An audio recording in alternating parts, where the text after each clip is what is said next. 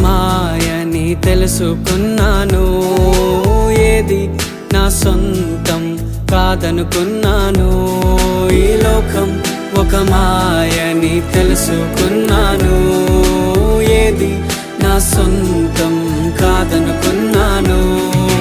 తప్పిపోయిన కుమారుని నేనైతే నా కొరకై నిరీక్షించే తండ్రి నా యేసు.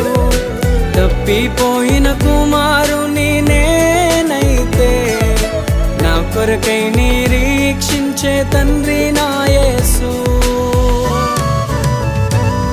ఈ